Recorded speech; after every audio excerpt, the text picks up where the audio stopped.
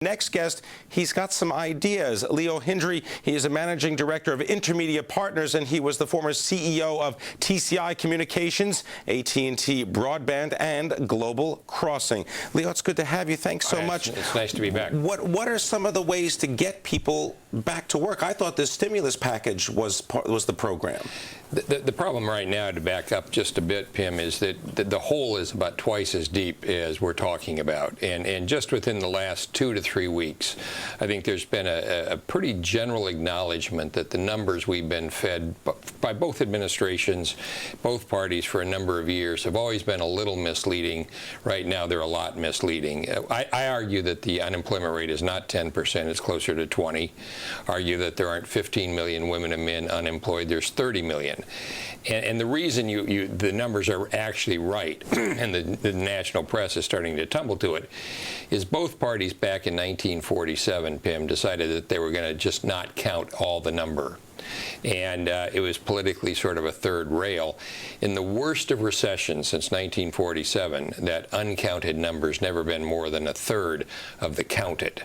Well, right now it's 1 to 1.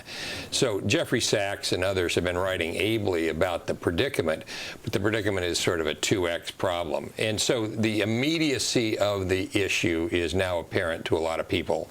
Senator Reid, to his enormous credit on behalf of the Democratic caucus, has said that they want what's called a 2010 jobs bill. All the power in the world should go to him on that. You also have to make a great distinction between jobs created and jobs saved. An awful lot of semantic attention is being paid to jobs saved, yet we know that we've lost 13 million absolute jobs, 13 million absolute jobs since December of '07, not the 8 million again that the BLS reports. So saving isn't really addressing those 13 million. And there are some solutions. They're not going to be without cost, so you're going to have to find thoughtful ways to pay for it.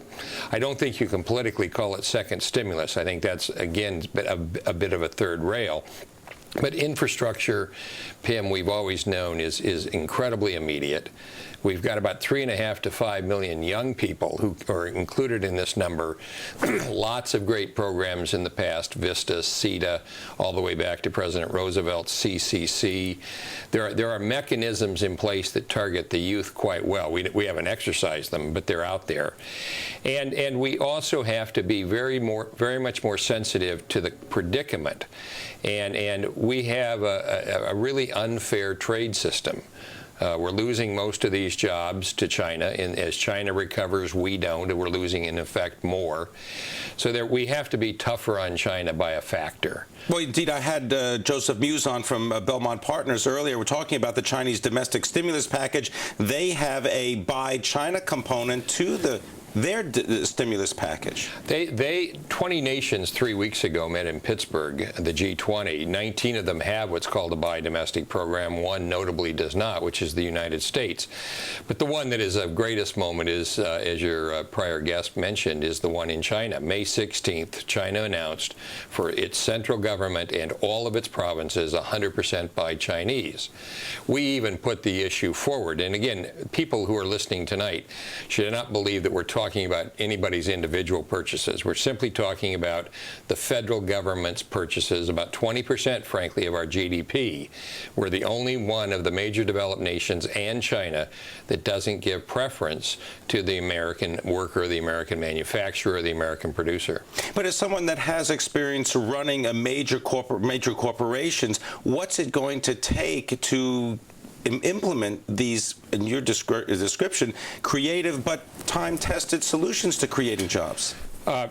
Political will. I mean, you and I have been friends and pals a long time, Pimm, and we invariably default to the phrase political will.